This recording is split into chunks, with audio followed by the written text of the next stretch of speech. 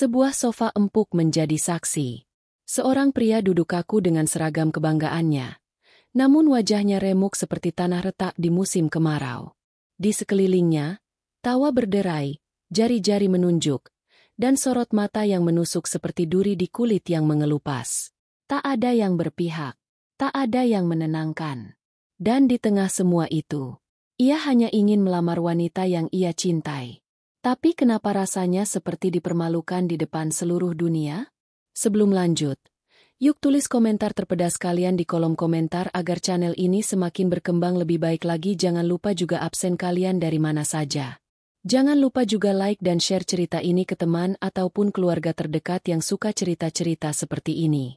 Semoga Anda mendapatkan pahala yang setimpal karena sudah subscribe, like, komen dan membagikan cerita ini. Sekarang mari kita lanjut ke ceritanya. Lukman duduk dengan tangan bergetar di pangkuannya. Seragam korpri yang ia setrika semalaman kini terasa sempit menyesakkan dada. Ruang tamu rumah Vira begitu tenang di awal. Tapi setelah ia menyampaikan maksud hati, semuanya berubah. Apa, kamu serius, Mas Lukman? Suara Bibi Vira, yang awalnya tenang, langsung diikuti tawa keras dari kerabat lain. PNS gitu loh, datang-datang langsung mau ngelamar. Hahaha, sambung Paman Vira. Perutnya terguncang karena tawa. Air mata muncul di ujung matanya. Mereka tidak jahat. Tapi entah mengapa tawa mereka menusuk seperti belati. Tawa yang terdengar biasa itu berubah menjadi suara yang menggedor-gedor jiwanya. Seakan ia bukan manusia. Seakan cintanya adalah lelucon. Di balik semua itu, Vira hanya berdiri. Diam. Wajahnya sulit terbaca. Tidak tertawa. Tidak pula membela. Hanya memandangi Lukman yang menunduk dalam diam. Waktu seolah melambat. Suara tawa menjadi gema menyakitkan di kepala Lukman. Ia tahu, dirinya bukan lelaki yang sempurna. Gajinya pas-pasan. Mobil pun tak punya. Tapi ia datang membawa niat paling murni yang pernah ia miliki seumur hidupnya. Aku tahu aku bukan siapa-siapa. Tapi aku cinta sama Vira. Dan aku berani datang ke sini bukan buat main-main, kata Lukman pelan. Namun semua orang kembali tergelak. Bahkan salah satu sepupu Vira menirukan gaya bicara Lukman sambil tertawa. Lukman nyaris bangkit dari sofa. Ingin lari. Ingin keluar dari rumah itu dan tak kembali. Tapi sebelum tubuhnya bergerak, suara lembut menahan langkahnya. Mas. Suara itu membuat seluruh ruangan mendadak senyap. Vira melangkah pelan mendekat. Rambut pendeknya sedikit menutupi pipi. Tatapannya lembut, namun tegas. Apa Mas Lukman masih mau dengar jawaban aku? Lukman menoleh. Matanya merah menahan malu. Aku malu, tapi aku tulus, bisiknya lirih. Vira tersenyum. Tapi bukan senyum karena tawa. Senyum itu seperti cahaya pagi yang perlahan menghangatkan tubuh yang membeku semalaman.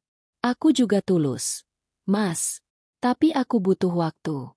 Hari ini, aku belum bisa jawab. Tapi jangan pernah pikir kalau aku ikut menertawakan Mas. Lukman terpaku. Kerabat-kerabat yang tadi tertawa kini mulai salah tingkah. Beberapa menunduk. Beberapa tersenyum kaku. Tolong hormati orang yang datang dengan niat baik. Karena belum tentu anak kita kelak bisa seberani itu, kata Vira kepada keluarganya. Dan pada saat itulah, sebuah luka perlahan berubah menjadi harapan. Tapi apakah harapan itu akan bertahan? Atau justru makin diuji oleh kenyataan yang lebih pahit?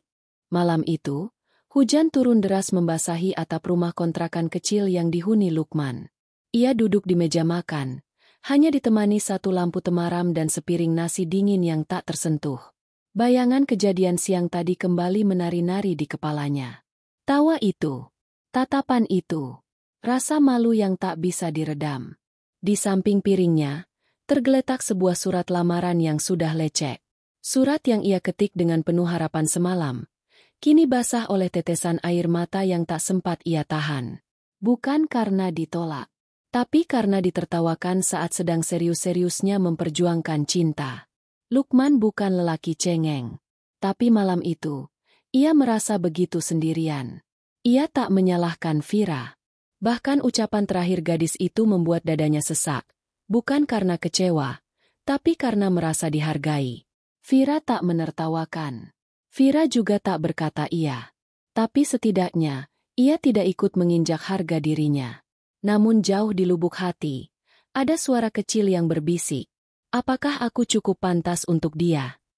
Keesokan harinya, di kantor kelurahan tempat Lukman bekerja, suasana tak seperti biasanya. Teman-teman sekantornya, yang entah dapat kabar dari mana, mulai melempar guyonan. Wih, Pak Lukman kemarin ngelamar anak orang kaya ya? Gimana mas? Udah dapat surat balasan? Hahaha, jangan-jangan besok kita undangan nih. Tapi jangan lupa undang juga yang kemarin ketawa. Lukman hanya menanggapi dengan senyum kecut. Ia memilih sibuk dengan pekerjaannya.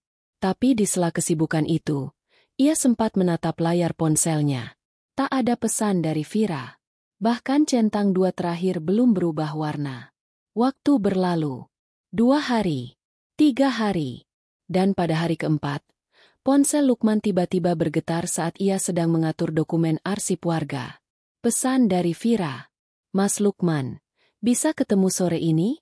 Di taman belakang masjid kampung aku ya. Jam 5. Seketika napasnya tercekat. Tangannya gemetar.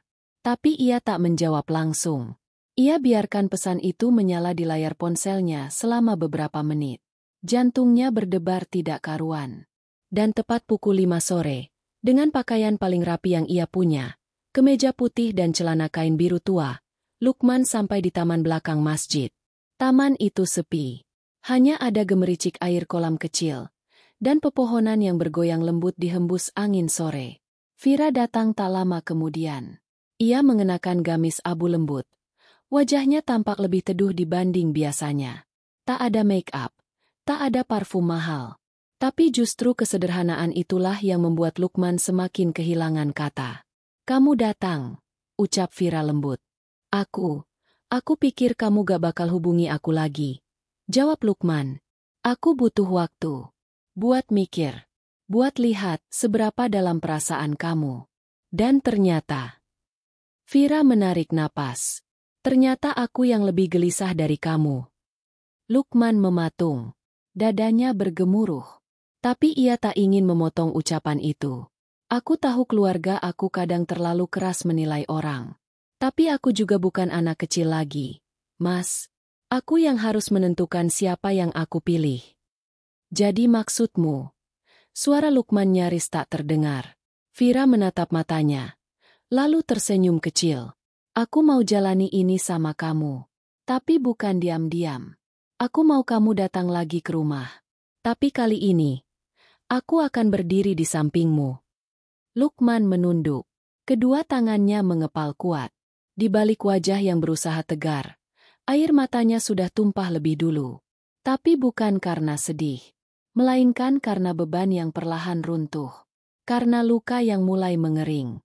Dan karena cinta yang ternyata tidak bertepuk sebelah tangan. Namun di balik taman yang tenang itu, dari kejauhan, seseorang diam-diam memperhatikan mereka. Seseorang dari masa lalu Vira yang belum sepenuhnya ikhlas melepaskan. Dan langkah-langkah gelap perlahan mulai disusun untuk merusak kebahagiaan yang sedang tumbuh. Matahari pagi menyusup perlahan melalui celah jendela kamar Vira. Ia duduk di depan cermin, mengikat rambut pendeknya sambil tersenyum kecil. Di meja, ada setangkai bunga melati dalam vas kaca, hadiah sederhana dari Lukman semalam. Harum lembutnya menenangkan hati. Hari ini, Vira akan memperkenalkan Lukman kembali ke keluarganya. Bukan sebagai pria yang ditertawakan, tapi sebagai lelaki yang ia pilih. Namun jauh di tempat lain, ada seseorang yang tidak bisa menerima kenyataan itu. Namanya Reza. Dulu, Reza adalah pria yang paling dekat dengan Vira. Ganteng, kaya, dan karismatik. Ia sudah seperti pangeran di mata keluarga besar Vira. Tapi 3 bulan sebelum Lukman datang, hubungan mereka kandas. Bukan karena pertengkaran, tapi karena Reza ketahuan menyimpan rahasia. Reza memiliki tunangan lain di luar kota. Hubungan mereka selama ini hanya sandiwara demi status dan gengsi. Vira meninggalkannya dengan hati hancur, dan keluarga pun kecewa. Kini, Mendengar kabar bahwa Vira dekat dengan seorang PNS dari keluarga biasa, hati Reza kembali terbakar. Bukan karena cinta, tapi karena harga dirinya sebagai pria kaya yang merasa ditinggalkan demi orang kecil. Dan ketika sore itu Vira mengunggah foto dirinya berdiri di taman bersama Lukman, dengan caption sederhana, "Semoga ini langkah awal yang diberkahi." Reza tak bisa menahan amarahnya. Di salah satu kafe mewah di kota, Reza duduk sambil menatap layar ponsel. Di seberangnya, duduk seorang wanita dengan pakaian rapi dan riasan tipis. Namanya Sinta, sepupu jauh Vira, yang dulu juga sempat jatuh hati pada Lukman diam-diam. "Aku gak ngerti kenapa dia milih Lukman. Padahal udah jelas beda dunia," kata Sinta dingin. Reza mengangkat alis. "Mungkin ini saatnya kita kerjasama. Kamu gak suka Lukman. Aku gak suka Vira milih dia. Gimana kalau kita bikin mereka sadar bahwa dunia mereka gak bakal pernah nyatu?" Sinta tersenyum sinis. "Aku suka cara pikir kamu." Malamnya, saat Lukman sedang menulis rencana sederhana untuk hari lamaran resmi minggu depan, ponselnya berbunyi. Sebuah pesan masuk dari nomor tak dikenal. "Mas Lukman, apakah kamu tahu?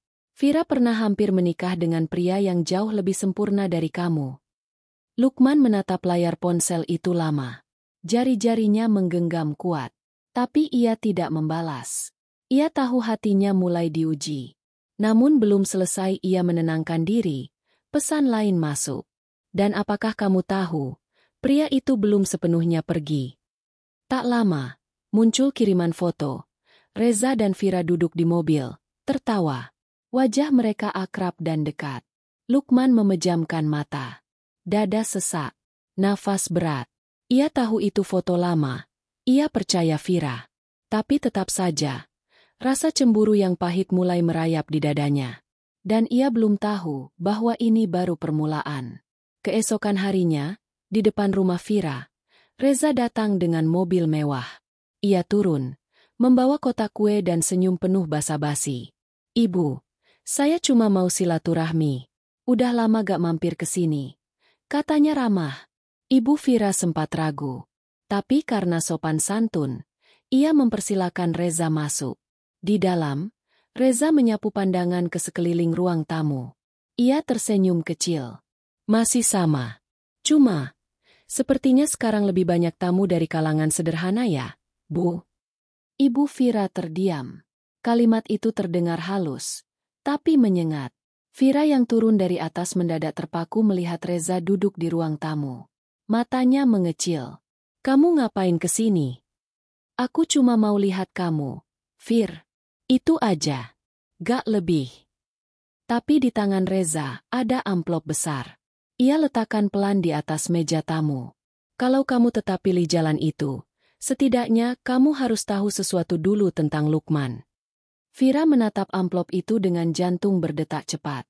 Tapi belum sempat ia buka, suara motor berhenti di depan pagar. Lukman datang. Membawa 2 kantong plastik berisi jajan pasar kesukaan Ibu Vira. Dan saat matanya bertemu dengan Reza di ruang tamu, segalanya menjadi tegang, dingin, dan terlalu senyap. Hujan gerimis mulai turun ketika Lukman masuk ke rumah Vira. Langkah kakinya pelan. Pandangannya langsung tertuju pada pria yang duduk santai di sofa, mengenakan jas abu muda, senyumnya tipis, dan aura angkuhnya menyebar memenuhi ruangan. Reza berdiri, menyambut Lukman seperti seorang teman lama. "Mas Lukman ya? Akhirnya kita ketemu juga." Tangan kanannya terulur. Tapi Lukman hanya membalas dengan anggukan kaku. Ia menatap amplop coklat di atas meja. Ada firasat buruk yang mengendap di dadanya. Vira masih berdiri kaku. Matanya berpindah dari Reza ke Lukman. Gelisah. "Sebaiknya Mas pulang," ucapnya lirih ke Reza. Namun Reza malah tertawa kecil. "Tenang, aku gak akan lama. Cuma mau ngobrol sebentar. Sebagai teman lama." Ibu Vira yang awalnya hanya diam mulai gelisah. Tapi suasana sudah terlanjur tegang. Lukman, yang awalnya datang membawa niat baik dan jajanan pasar, kini hanya bisa menggenggam plastik resek erat-erat di tangannya. "Aku cuma mau nitip ini," kata Reza sambil menunjuk amplop. Di dalam ada beberapa cerita lama tentang siapa Mas Lukman sebenarnya. Lukman menarik napas panjang. Hatinya berkecamuk. Ia tidak tahu apa isi amplop itu. Tapi jelas, Reza sedang bermain api.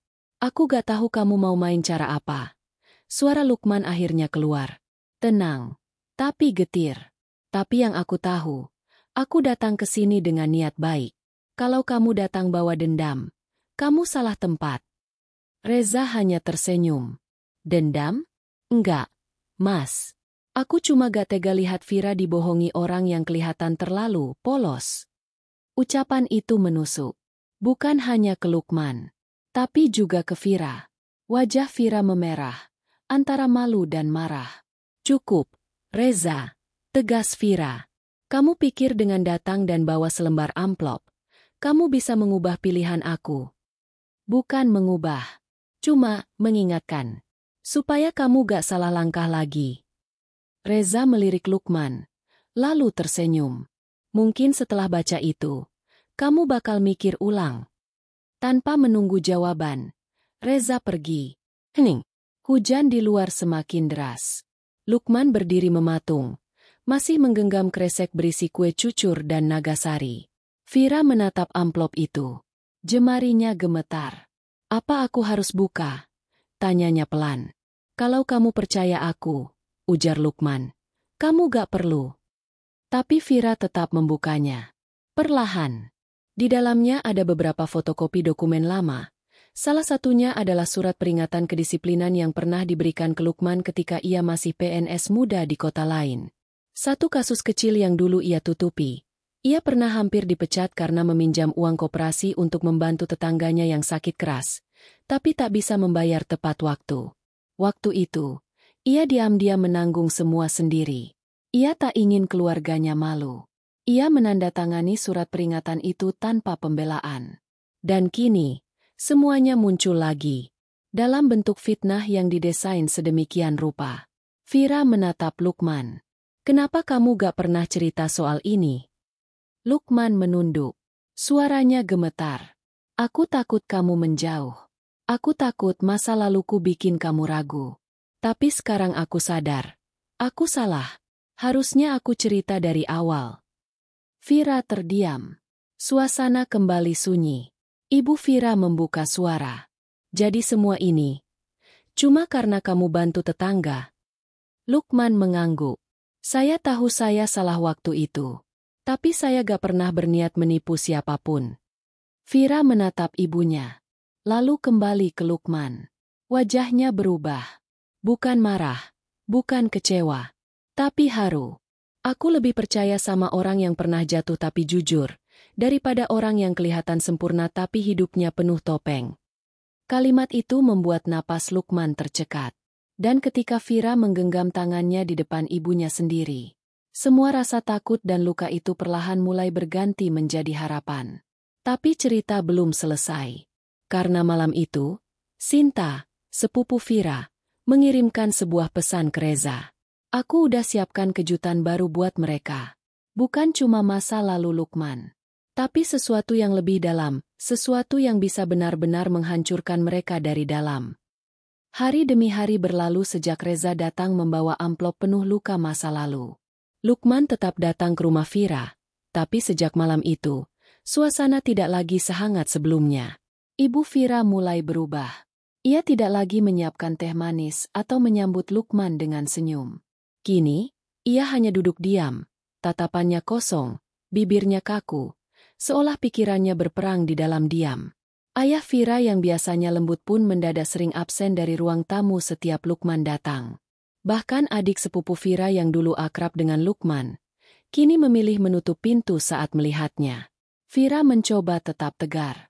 Ia tetap menggandeng tangan Lukman, tetap menemaninya ke masjid, tetap mendengarkan ceritanya tentang pekerjaan. Tapi jauh di dalam hatinya, ia mulai goyah. Bukan karena ragu pada cinta, tapi karena bisikan halus yang tak henti-hentinya menabur benih keraguan. Suatu malam, Vira mendengar percakapan ibunya dengan Sinta di dapur. Mereka tidak tahu Vira sedang berdiri di balik pintu, mendengarkan dalam diam. Sinta bilang Lukman masih sering pinjam uang di kantornya. Itu belum lunas. Anak seperti itu, Fir. Waktu pacaran mungkin manis. Tapi nanti setelah menikah, kamu siap tanggung malu kalau dia terlilit utang. Kamu cantik, Fir. Cerdas. Kamu bisa dapat yang lebih baik. Vira memejamkan mata. Dada bergetar. Ia tahu siapa Sinta. Ia tahu dari mana datangnya bisikan-bisikan ini. Tapi tetap saja, sebagai anak, sebagai wanita yang ingin meyakinkan keluarga, hatinya mulai terasa seperti tanah basah yang mudah sekali tergelincir.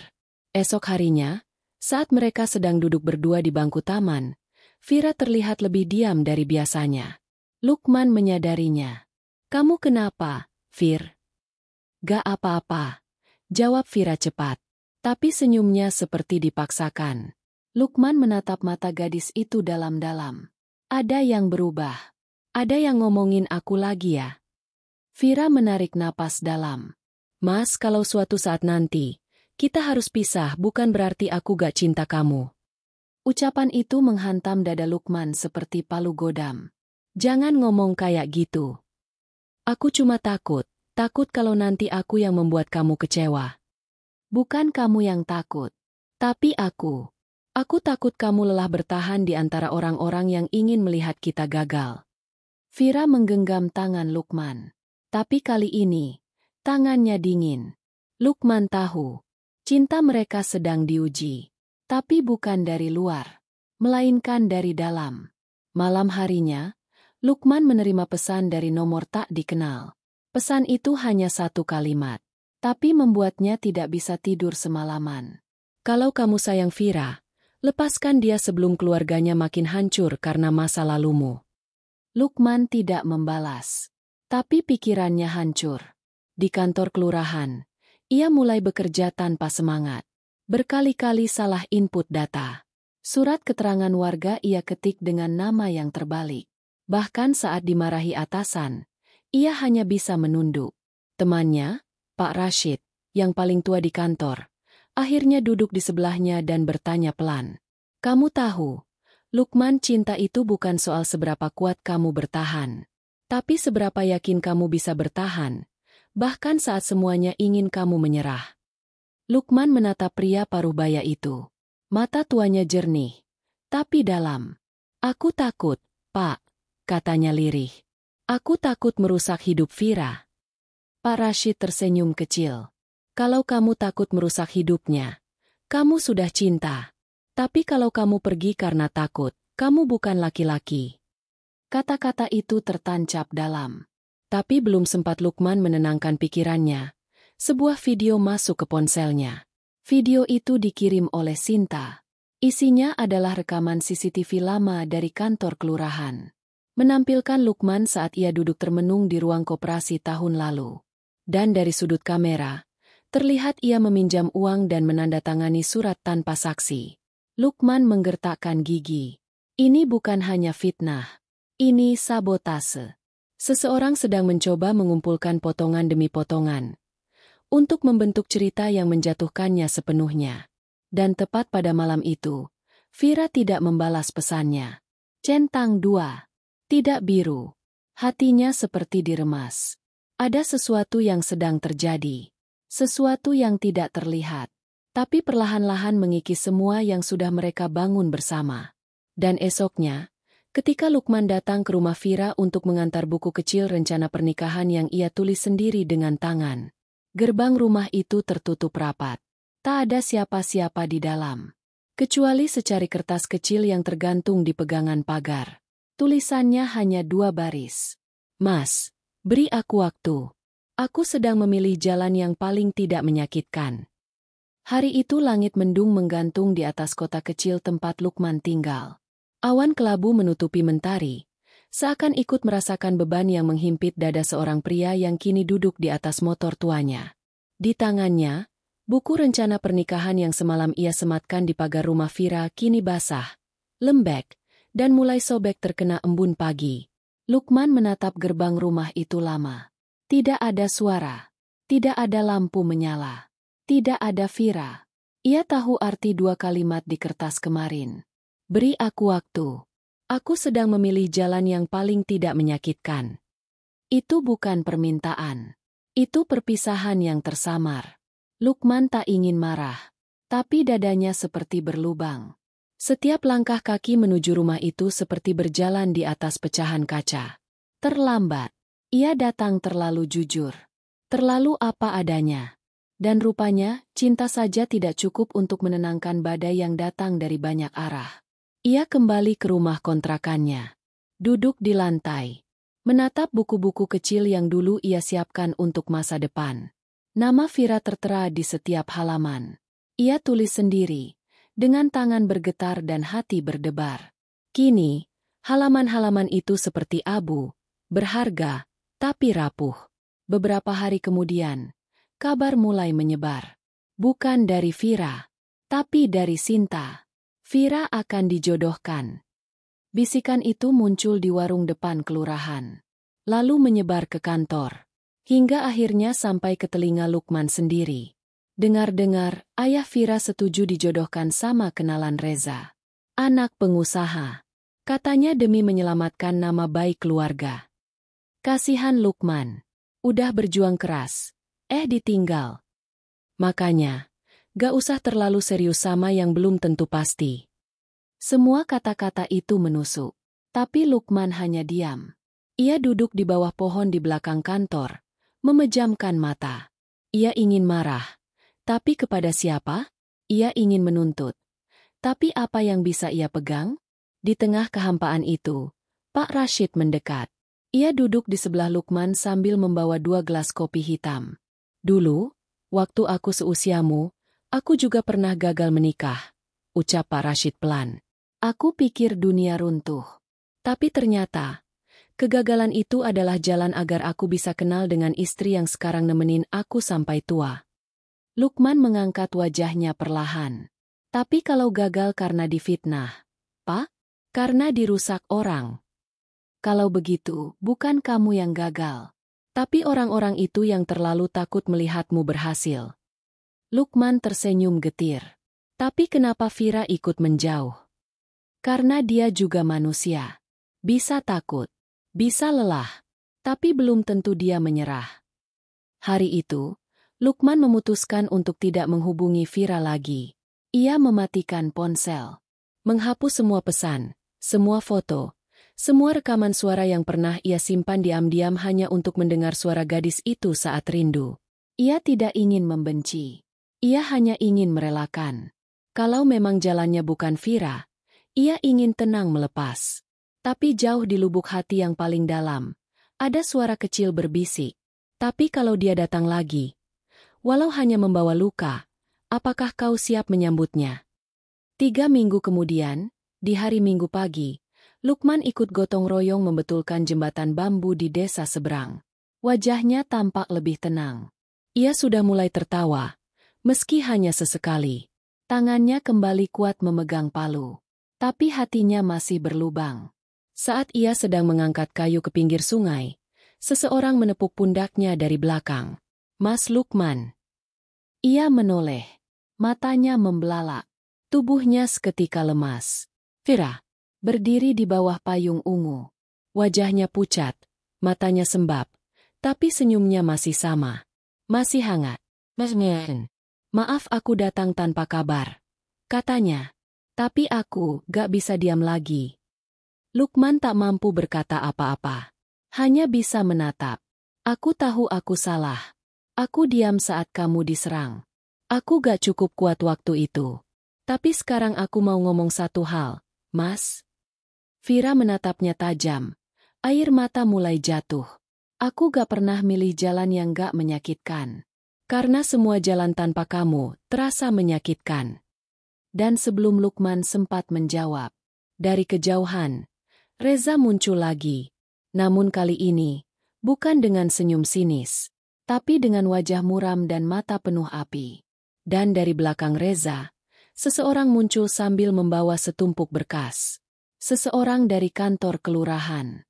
Seseorang yang ternyata menyimpan rahasia lebih besar dari apa yang pernah diketahui Lukman. Angin pagi bertiup pelan, menerpa ujung kerudung Vira yang basah oleh embun. Di hadapannya, Lukman berdiri kaku, masih mematung setelah melihat wanita yang ia cintai kembali datang, diiringi oleh seseorang yang selama ini hanya berdiri di latar. Sosok pria tua, berkemeja batik kusam, membawa setumpuk dokumen dalam map lusuh. Reza menyusul dari arah berlawanan. Wajahnya gelap, mata tajamnya tidak lagi menyimpan senyum sinis seperti biasanya. Ada kegugupan di raut wajahnya. Ketegangan itu nyata, terasa di udara seperti aliran listrik sebelum petir menyambar. Vira menarik napas dalam-dalam. Ia tahu, hari ini akan mengubah segalanya. Pria tua di belakangnya maju perlahan. Namanya Pak Hasan, mantan bendahara koperasi kelurahan lama tempat Lukman dulu bekerja. Ia menatap Lukman, lalu mengangguk pelan. Mas Lukman, saya minta maaf. Semua fitnah yang menimpa kamu bersumber dari saya. Lukman terkejut. Nafasnya terhenti. Pak Hasan membuka map coklat lusuh itu. Di dalamnya terdapat dokumen asli pinjaman koperasi yang dulu menyebabkan Lukman mendapat surat peringatan. Namun kali ini disertai lampiran lain. Lembaran bukti transfer bahwa Lukman sudah melunasi pinjaman itu sebulan setelahnya. Tapi pelunasannya sengaja tidak dilaporkan oleh Pak Hasan. Waktu itu, saya ditekan oleh seseorang. Saya disuruh diam, dan biarkan masalah kamu seolah tak pernah selesai, kata Pak Hasan pelan. Saya butuh uang, dan saya dibayar untuk tutup mulut. Lukman mengerutkan alis. Siapa yang menyuruh, Pak? Sebelum Pak Hasan sempat menjawab, suara Vira memotong. Aku udah tahu, Mas, dan kamu harus tahu juga. Vira menatap Reza. Katakan, Reza, jangan diam lagi. Reza menatap mereka semua. Ia mengusap wajahnya, lalu menunduk. Suaranya pelan, nyaris bergetar. Aku yang menyuruh. Waktu itu aku dengar Vira mulai dekat sama kamu. Aku panik. Aku pikir kamu cuma numpang nama. Aku takut kehilangan. Jadi aku hubungi Pak Hasan. Kubayar dia supaya surat kamu tetap tampak buruk. Supaya kamu gak punya peluang. Semua orang terdiam.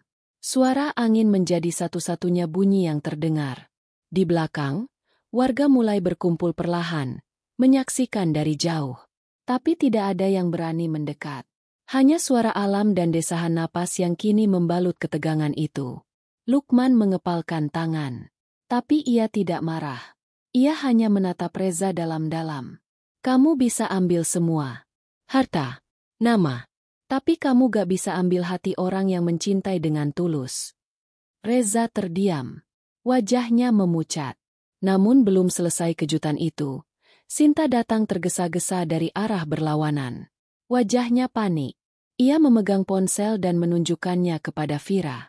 Vir, kamu harus lihat ini. Kamu harus percaya. Lukman bukan lelaki bersih seperti yang kamu kira. Ia memutar video. Tapi bukan video Lukman meminjam uang. Kali ini, justru kebalikannya.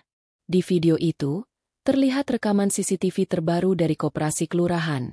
Lukman sedang berdiri di depan seorang ibu tua.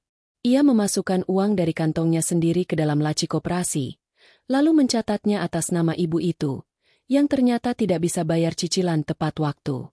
Ini ibu janda. Anaknya sakit. Kalau dia di blacklist, dia gak bisa pinjam lagi. Biar saya yang bayar. Suara Lukman terdengar jelas di video. Vira menatap video itu. Lalu menatap Sinta. Kamu dapat video ini dari mana? Sinta diam. Wajahnya panik. Tapi sebelum ia menjawab, Pak Hasan kembali bicara. Sinta yang minta saya kumpulkan semua hal buruk soal Lukman. Dia yang bantu Reza buat jatuhkan nama Mas Lukman. Tapi setelah saya tahu siapa dia sebenarnya, saya gak bisa lagi ikut-ikutan. Lukman memalingkan wajah. Matanya mulai berkaca-kaca. Ia tidak kuat melihat semua itu terbuka seperti luka yang dikelupas paksa. Vira menghampiri Lukman. Ia berdiri tepat di hadapan pria yang selama ini berjuang dalam diam. Ia menggenggam tangan Lukman erat-erat. Mas, semua ini, semua luka ini, cuma bikin aku makin yakin. Lukman menatapnya. Lelah, bingung, dan hancur. Yakin apa? Vira tersenyum. Air matanya jatuh. Tapi suaranya tegas. Yakin kalau gak ada pria yang bisa aku perjuangkan, kecuali kamu. Warga yang sedari tadi hanya menonton dari jauh mulai mengangguk-angguk haru. Beberapa ibu menitikan air mata. Bahkan Pak Rashid, yang datang membawa termos kopi, menyeka wajahnya diam-diam. Tapi saat semua tampak mulai membaik, Reza berkata satu hal yang menghentikan semuanya. Kalau kalian tetap lanjut, aku akan pastikan pernikahan kalian gak akan pernah diberkati keluarga Vira. Seketika, Vira terdiam. Ia menatap Reza. Aku gak butuh restu dari orang yang hidupnya penuh kedengkian, ucapnya tajam. Tapi kamu butuh restu dari keluargamu sendiri. Balas Reza sambil mengeluarkan satu foto dari sakunya. Sebuah foto tua, buram, dan sudah pudar. Menampilkan ayah Vira dan ayah Lukman, berdiri berdampingan, saling berjabat tangan. Ayahmu dan ayah Lukman pernah berseteru besar puluhan tahun lalu. Kamu pikir keluarga kamu akan membiarkan kamu menikah dengan anak dari musuh lama mereka? Vira tercekat, Lukman terpaku, dan dari kejauhan, seorang wanita tua perlahan mendekat. Langkahnya pelan, matanya sayu. Ibu Lukman, biarlah mereka tahu semuanya. Karena aku yang menyimpan rahasianya selama ini. Langkah kaki itu lambat, tapi setiap geraknya menggetarkan suasana. Semua orang memalingkan wajah ketika seorang wanita tua berkerudung coklat tua perlahan mendekati kerumunan. Ibu Lukman. Tubuhnya terlihat renta, tapi sorot matanya masih tajam, penuh sejarah yang lama terpendam. Ia berjalan melewati kerumunan warga, mendekati Vira, Reza, dan anak laki-lakinya yang kini berdiri seperti manusia paling lelah di dunia. Ia berdiri di hadapan Reza, menatap foto tua yang tadi ditunjukkan. Mana kamu dapat foto ini? Suaranya pelan tapi penuh getaran. Reza menjawab dengan nada tinggi. Dari arsip keluarga Vira. Ayah Vira menyimpannya. Bukti bahwa ayah Lukman pernah menipu ayah Vira puluhan juta rupiah dalam kerjasama proyek jembatan di desa. Uang itu gak pernah kembali. Karena itu keluarga Vira gak pernah mau dekat dengan keluarga Lukman lagi. Ibu Lukman mengangguk pelan.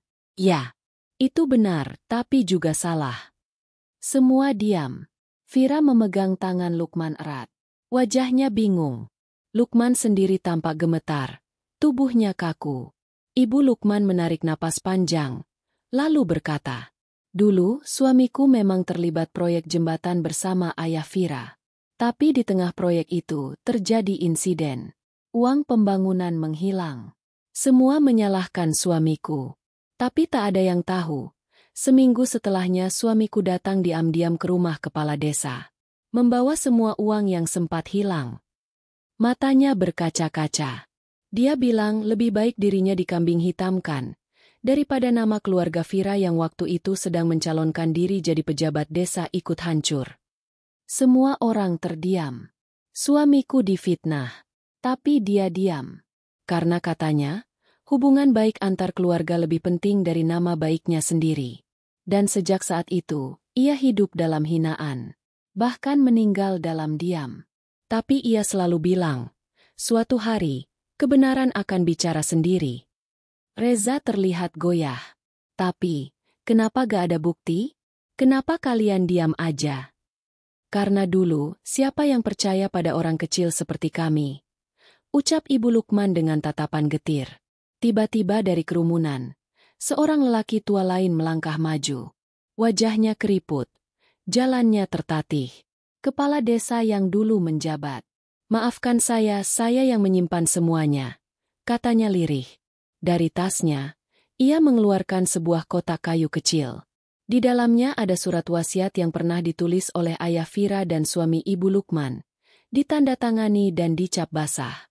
Surat itu berisi pengakuan bersama, bahwa uang sempat hilang karena kesalahan pembukuan, bahwa suami Ibu Lukman mengembalikannya dengan utuh.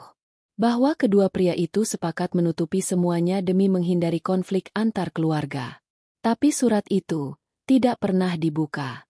Karena sehari setelah ditulis, ayah Vira mengalami serangan jantung dan meninggal. Dan sejak saat itu, dendam hanya diwariskan, tanpa pernah dikonfirmasi. Vira menangis. Air matanya jatuh deras. Tangannya menggenggam lengan Lukman. Aku gak tahu semua ini, Mas. Sumpah. Aku gak pernah tahu. Lukman memejamkan mata. Tangisnya jatuh diam-diam. Reza menunduk. Wajahnya kini bukan lagi wajah pria sombong. Tapi anak kecil yang baru tahu bahwa seluruh hidupnya dibangun dari setengah kebenaran. Sinta mundur pelan. Lalu pergi tanpa suara. Seolah semua rencana yang ia susun kini menjadi debu. Dan Ibu Lukman menatap Vira. Kalau kamu mencintai anakku, kamu harus siap menjalani cinta yang penuh luka. Tapi kalau kamu hanya ingin cinta yang indah, jangan pernah sentuh hatinya. Vira menatap mata wanita tua itu. Lalu ia bersimpuh. Ia genggam tangan Ibu Lukman, mencium punggung tangannya, dan berkata pelan. Bu, saya gak minta cinta yang indah. Saya cuma ingin cinta yang jujur. Dan saya siap, kalau harus berjuang, setiap hari, untuk jaga cinta itu. Ibu Lukman menangis. Untuk pertama kalinya, tangannya gemetar membelai kepala Vira. Kalau begitu, jaga dia. Karena dia udah terlalu lama dijaga hanya oleh dirinya sendiri. Warga yang menyaksikan ikut menangis. Tak ada sorakan. Tak ada tepuk tangan. Hanya isah haru dan anggukan penuh simpati. Namun ketika semua terasa mulai terang, telepon Lukman berdering. Dari nomor kantor kelurahan. Suaranya terdengar panik. Mas Lukman, maaf. Ada berkas penting yang dicuri dari koperasi. Dan semua bukti pelunasanmu hilang. Yang tertinggal hanya satu nama yang terdaftar dalam akses penyimpanan hari itu. Suara di ujung telepon terdiam sesaat. Lalu melanjutkan. Dan nama itu adalah Vira. Suara dari telepon itu masih menggema di telinga Lukman saat ia menurunkannya perlahan. Wajahnya pucat. Nafasnya mendadak sesak. Di depannya, Vira masih memegang tangan Ibu Lukman. Wajahnya penuh harap dan basah oleh air mata. Lukman berdiri diam, tak berkedip. Dan saat mata Vira bertemu dengan matanya, senyum yang tadi begitu hangat, tiba-tiba membeku di udara. Mas, kenapa? Siapa yang nelpon? Tanya Vira pelan. Lukman tidak langsung menjawab. Ia hanya menatap gadis itu dalam-dalam. Seolah mencari serpihan kejujuran di balik bola matanya. Vira, suara Lukman nyaris tak terdengar. Ada satu nama yang tercatat di akses terakhir ruangan koperasi, malam sebelum dokumen pelunasan utangku hilang. Vira mengerutkan dahi. Terus. Lukman menelan ludah, lalu mengucapkannya. Namamu. Sekelebat, dunia terasa berhenti berputar. Suara burung menghilang. Warga yang tadi menahan napas kini benar-benar terdiam. Bahkan angin pun seperti enggan menyentuh kulit mereka. Vira perlahan berdiri. Tangannya melepas genggaman Ibu Lukman. Wajahnya bingung. Apa maksud kamu? Aku gak nuduh. Aku gak ngerti. Kenapa namamu bisa ada di situ? Vira tampak syok. Ia menggeleng. Mas, aku gak pernah masuk ke ruangan koperasi. Aku bahkan gak tahu bagaimana cara aksesnya. Aku percaya, kata Lukman pelan. Tapi datanya begitu. Nama kamu, tanggal itu, jam itu, dan sejak saat itu semua dokumen hilang. Tangis Vira mulai mengalir lagi. Tapi kali ini bukan karena haru. Melainkan karena kekecewaan. Jadi kamu percaya sama data, lebih dari aku. Bukan begitu, aku cuma. Kamu ragu sama aku. Lukman terdiam. Dan diam itu, lebih menyakitkan daripada jawaban apapun. Vira mundur selangkah.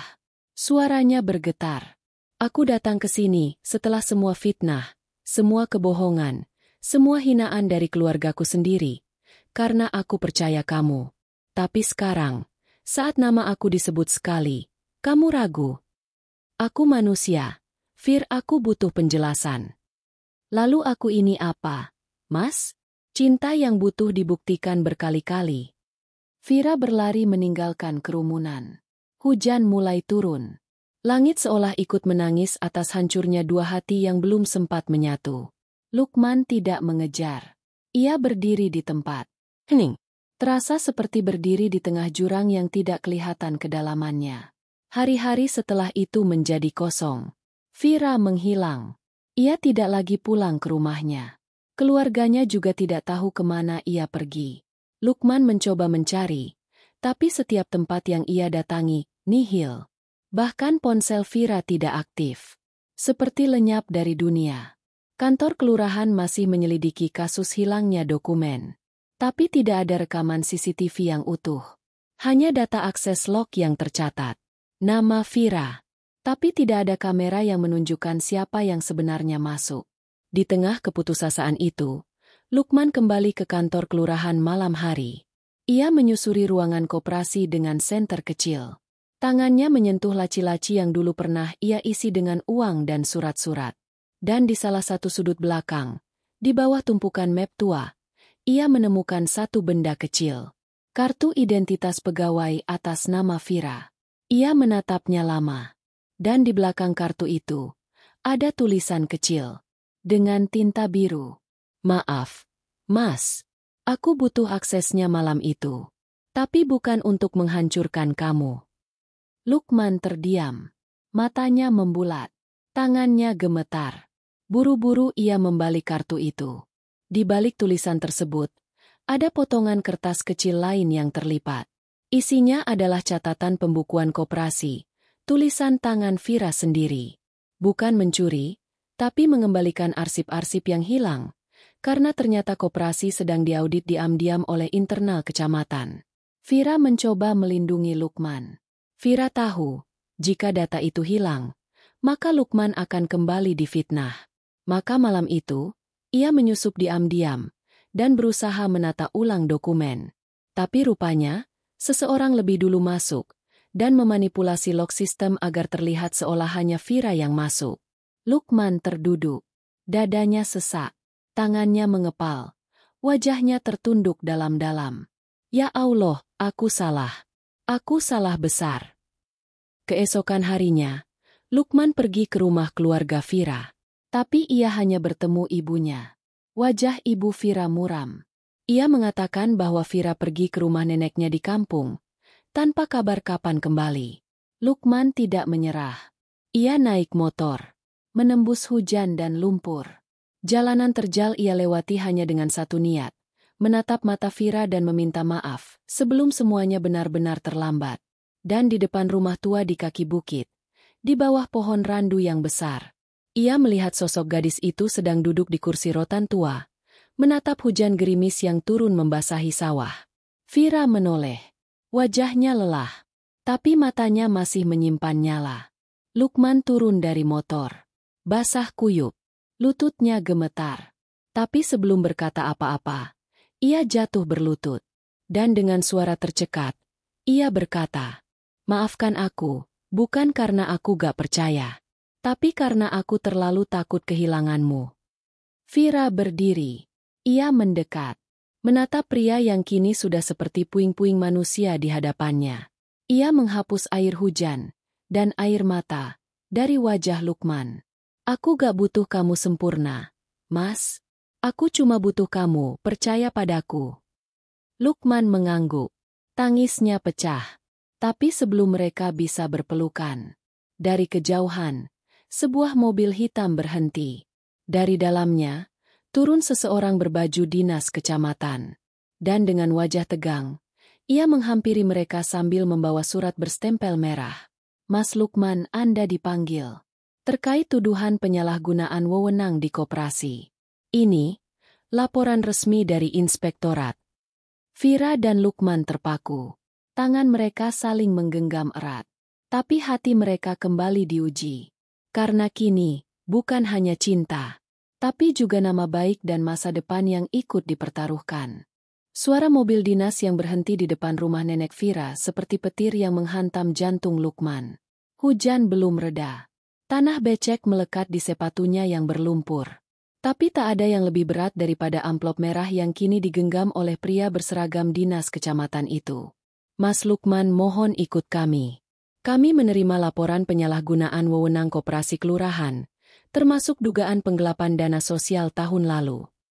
Lukman menatap surat itu. Stempel resmi. Tanda tangan Kepala Inspektorat.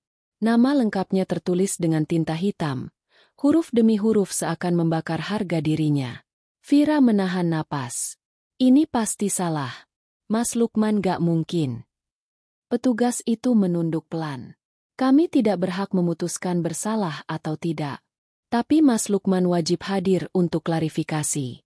Dan, berdasarkan laporan, ada bukti transaksi yang mencurigakan yang ditransfer ke rekening atas nama keluarga Lukman. Lukman terpaku. Keluarga? Ia tak punya siapa-siapa lagi kecuali ibunya. Dan ibunya bahkan tidak punya ponsel, apalagi rekening bank. Tapi ia tidak melawan. Ia hanya menatap Vira. Aku akan pergi. Tapi kali ini jangan tinggalkan aku. Vira menatapnya, lalu mengangguk dengan mata berkaca. Aku akan ikut. Keesokan harinya, ruangan inspektorat dipenuhi suasana tegang. Lukman duduk di depan meja pemeriksaan, ditemani Vira dan 2 petugas hukum dari kantor kecamatan. Di layar, diputar bukti transaksi keuangan. Terlihat aliran dana misterius ke rekening atas nama Yuningsih, wanita lanjut usia yang tercatat tinggal di desa yang sama. Lukman mengernyit. Yuningsih, itu nama ibu saya. Petugas mengangguk. Benar. Dan berdasarkan laporan dari pelapor, transaksi ini terjadi bersamaan dengan penghapusan data log peminjaman dana sosial. Lukman menatap layar. Tangannya mengepal. Ia tahu, ibunya tak pernah tahu soal transaksi bank. Lantas siapa yang menggunakan namanya? Vira memegang tangannya. Mas, kita bisa cari tahu siapa di balik ini semua. Jangan takut. Tiba-tiba pintu ruang pemeriksaan terbuka. Seorang pria muda masuk dengan tergesa-gesa, membawa map besar.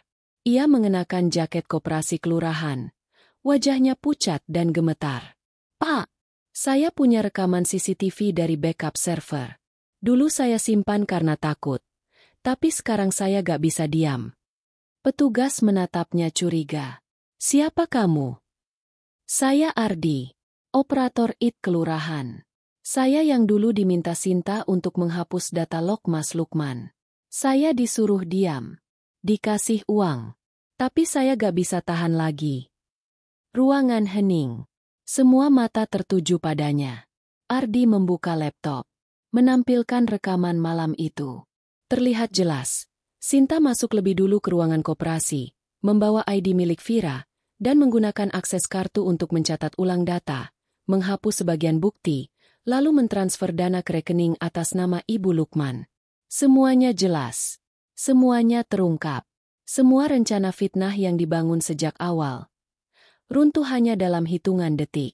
Petugas inspektorat menatap Lukman lama, lalu membuka map merah. Dengan bukti baru ini, status Mas Lukman akan kami cabut dari daftar tertuduh. Tapi kami tetap harus menjalankan proses hukum terhadap pihak yang terbukti memalsukan identitas dan melakukan pencemaran nama baik. Vira menunduk, menangis pelan. Lukman hanya bisa memejamkan mata, menghela napas panjang. Beban itu seolah runtuh bersamaan dengan jatuhnya air matanya. Seminggu kemudian, desa tempat mereka tinggal menjadi saksi peristiwa langka. Semua warga berkumpul di balai desa untuk menghadiri acara klarifikasi terbuka dari pihak lurahan, disiarkan oleh media lokal. Lukman berdiri di depan podium kecil. Wajahnya masih sederhana seperti biasa, tapi sorot matanya sudah tak sama lagi. Ia bercerita tentang bagaimana fitnah bekerja dalam senyap, tentang bagaimana kebenaran bisa begitu rapuh jika tak diperjuangkan, tentang cinta, harga diri, dan kepercayaan yang hampir hilang, tapi bangkit kembali. Dan di antara kerumunan, Vira berdiri dengan mata yang berbinar. Ia tidak lagi sekadar gadis dari keluarga terpandang. Ia kini adalah saksi hidup dari perjuangan seorang lelaki yang tidak pernah menyerah. Bahkan ketika semua hal baik dalam dirinya dihancurkan satu persatu. Usai acara, Lukman kembali duduk di tepi sawah. Di tempat pertama ia bertemu Vira setelah perpisahan itu. Ia membuka kotak kecil. Di dalamnya, sebuah cincin sederhana dari perak tua. Ini dulu aku simpan. Waktu aku nyaris berhenti percaya sama cinta. Vira tersenyum. Lukman menatap matanya. Dan sekarang, aku tanya lagi. Fira, maukah kamu tetap jalan bersamaku? Bukan karena semua ini sudah selesai, tapi karena kamu siap mulai segalanya dari nol. Fira mengangguk. Air matanya mengalir. Tapi aku gak mau mulai dari nol, Mas. Kenapa? Fira tertawa pelan, lalu menggenggam tangan Lukman. Karena cintaku ke kamu udah di angka 100. 2 bulan telah berlalu sejak nama Lukman dibersihkan. Proses hukum terhadap Sinta masih berjalan, sementara Reza memilih hengkang dari desa dan menetap di luar kota. Keheningan perlahan kembali menyelimuti desa kecil itu. Tapi bagi Lukman dan Fira, ini bukan akhir. Ini awal. Awal dari kehidupan baru yang jauh lebih sulit. Karena tidak semua luka sembuh hanya dengan kebenaran. Pernikahan mereka digelar sederhana. Di pelataran masjid kampung. Di antara sawah, pohon randu, dan tenda putih yang berderet rapi. Warga datang membawa senyum. Tapi beberapa bisikan tetap terdengar. Wah, akhirnya ya, anak PNS bisa juga nikahin gadis dari keluarga itu. Semoga gak balik miskin setelah menikah. Cocok sih. Sama-sama keras kepala. Fira mendengar semuanya. Tapi ia hanya menunduk dan tersenyum. Karena ia tahu, pernikahan bukan soal menyenangkan semua orang. Tapi menyatukan dua hati yang sama-sama pernah remuk. Ibu Lukman menangis sepanjang acara. Di pangkuannya, tangan Fira digenggam erat. Nak, kalau hidup kalian susah, jangan salahkan cinta. Salahkan dunia yang gak bisa lihat cinta tanpa uang dan gelar. Fira hanya menjawab dengan pelukan. Dan sejak hari itu, rumah kecil di pinggir desa menjadi saksi perjuangan dua insan yang tak pernah disangka bisa bersatu. Tapi kehidupan setelah akad bukan dongeng yang selalu bahagia. Lukman kembali ke rutinitasnya sebagai PNS kelurahan. Gaji tak banyak berubah. Beban kerja bertambah. Dan sejak kasus hukum kemarin, ia mulai dijadikan ikon kejujuran oleh banyak pihak. Undangan wawancara, acara diskusi di kecamatan, dan bahkan tawaran jadi calon kepala desa. Namun semua itu membuatnya sibuk. Terlalu sibuk. Sementara Fira, yang dulu terbiasa dikelilingi keluarga besar, kini harus belajar hidup dengan dapur sempit, genteng bocor, dan suami yang pulang selalu larut malam. Ia tak pernah mengeluh. Tapi di dalam hati, ada luka kecil yang tumbuh. Suatu malam, saat hujan deras mengguyur atap rumah, Fira duduk di dekat tungku. Ia memasak nasi sambil menatap jam dinding. Sudah pukul 9 malam. Lukman belum pulang. Ponsel Fira bergetar. Pesan dari teman lamanya yang bekerja di kota. Fir, suamimu sekarang sering satu forum sama Bu Desi ya? Kabarnya deket banget. Pinter ya? Kamu milih orang yang cepat naik. Fira terdiam. Tangannya gemetar. Ia menatap layar ponsel itu lama. Bu Desi, perempuan muda, cantik, dan aktif di organisasi sosial yang sering bekerja sama dengan Lukman. Rasa cemas mulai menyelinap. Tapi ia tidak ingin menuduh. Ia hanya diam. Menunggu. Pukul 10 malam, pintu rumah terbuka. Lukman masuk dengan tubuh basah kuyup. Di tangannya, kotak makan berisi sisa tumpeng acara kantor. Aku bawa ini buat kamu. Maaf telat banget. Fira tersenyum tipis. Tapi tidak menyentuh kotak itu. Lukman meletakkannya di meja. Lalu duduk di lantai. Hari ini berat banget. Forum koordinasi sampai 3 jam. Bu Desi cerewet banget. Tapi banyak bantu juga. Kamu harus kenal dia. Seketika, senyum Fira hilang. Tapi ia tetap diam. Lukman menatap istrinya yang sibuk menuang air ke termos. Kamu kenapa, Fir? Fira menoleh pelan. Kamu gak sadar, Mas. Aku gak butuh tumpeng. Aku butuh kamu di rumah. Bukan cuma tubuhmu, tapi juga waktumu. Lukman terdiam. Aku gak cemburu sama Bu Desi. Aku cemburu sama semua hal yang berhasil mencuri kamu dariku. Kata-kata itu menghantam dada Lukman. Ia mendekat, memeluk Fira dari belakang. Hujan di luar masih turun. Maaf, aku pikir kalau aku bekerja lebih keras, hidup kita lebih baik. Vira menangis pelan. Hidup ini udah cukup, Mas. Yang aku takut, kita sibuk membangun masa depan, tapi gak sadar kalau kita kehilangan masa sekarang. Lukman mengangguk. Pelukannya semakin erat. Kalau begitu, kita bangun lagi dari dalam. Aku akan pulang lebih awal. Aku akan belajar ulang mencintai kamu bukan dari jadwal, tapi dari waktu-waktu kecil yang pernah kita miliki dulu. Malam itu, untuk pertama kalinya sejak menikah, mereka makan malam berdua. Hanya nasi hangat, telur dadar, dan sambal terasi. Tapi rasanya, seperti makan dengan seluruh dunia. Dan ketika Vira tertidur di bahu Lukman, pria itu membatin dalam hati. Cinta yang besar tidak tumbuh dari perayaan, tapi dari luka-luka kecil yang sembuh karena dipeluk setiap malam. Namun saat fajar menyingsing, kabar baru datang. Seseorang dari masa lalu muncul kembali. Bukan Reza, bukan Sinta, tapi seseorang yang lebih dekat dari apa yang mereka kira. Dan kali ini, bukan nama Lukman yang dipertaruhkan, tapi rahim Vira. Pagi itu, matahari terbit dengan warna jingga yang sendu. Di dapur kecil rumah mereka, Vira terlihat pucat. Tangan kirinya memegang gelas berisi air putih, tapi tidak sempat ia minum. Perutnya terasa mual. Kepalanya berputar. Tubuhnya terasa begitu asing. Lukman yang baru selesai salat subuh mendekat. Wajahnya panik. "Vir, kamu kenapa?" "Gak apa-apa, Mas. Cuma pusing dikit." Tapi detik berikutnya, tubuh Vira limbung. Gelas jatuh ke lantai. Lukman menangkapnya sebelum menyentuh lantai, menggenggam tubuh istrinya yang kini lemas tak berdaya. Hari itu, Lukman duduk di ruang tunggu rumah sakit. Keringat dingin membasahi keningnya. Jari-jarinya saling bertaut, berdoa dalam diam. Dunia terasa lambat. Suara monitor, langkah perawat, dan panggilan antrian seolah tidak terdengar. Lalu, seorang dokter keluar dari balik tirai hijau. Wajahnya tenang, tapi penuh kehati-hatian. "Mas Lukman."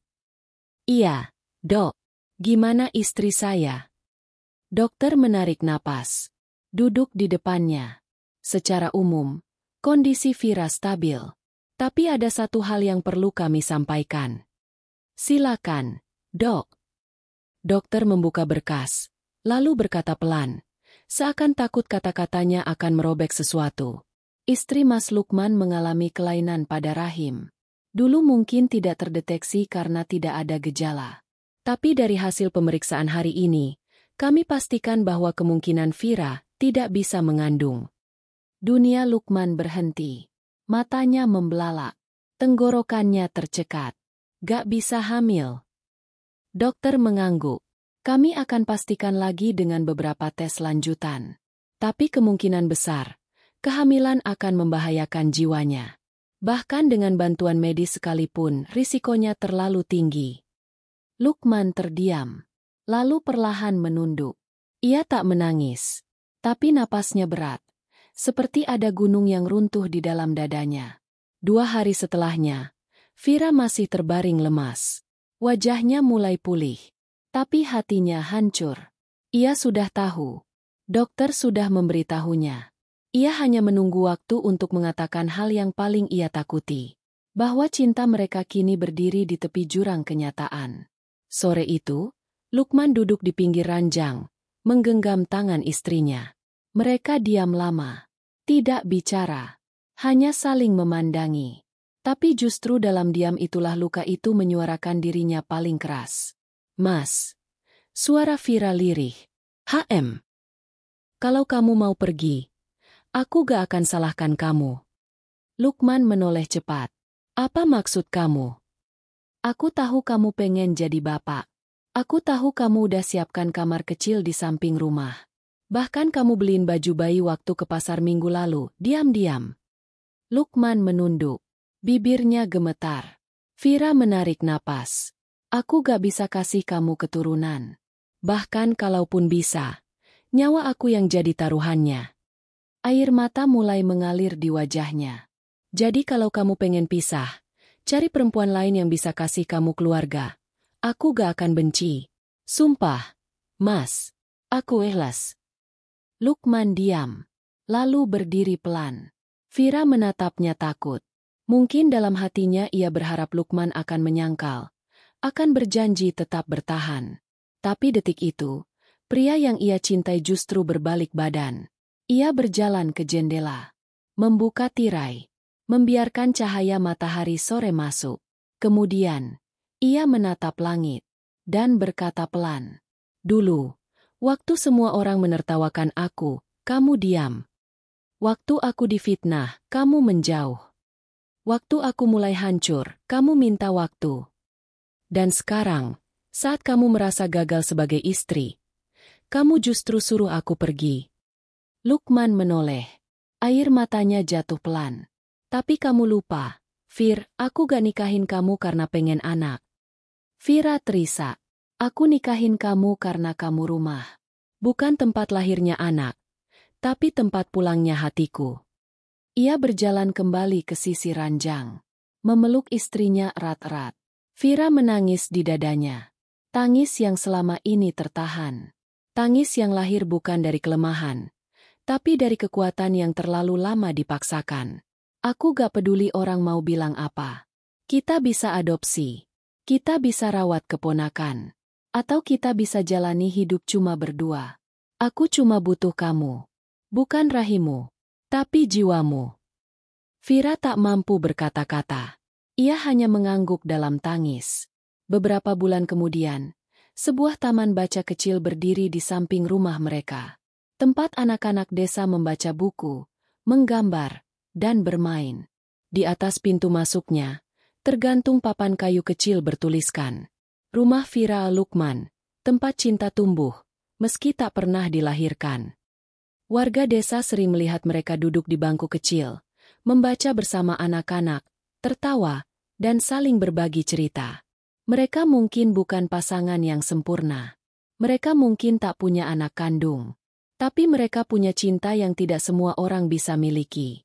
Cinta yang lahir bukan dari rahim, tapi dari luka. Dan dari keberanian untuk tetap bertahan, ketika seluruh dunia menyuruh menyerah.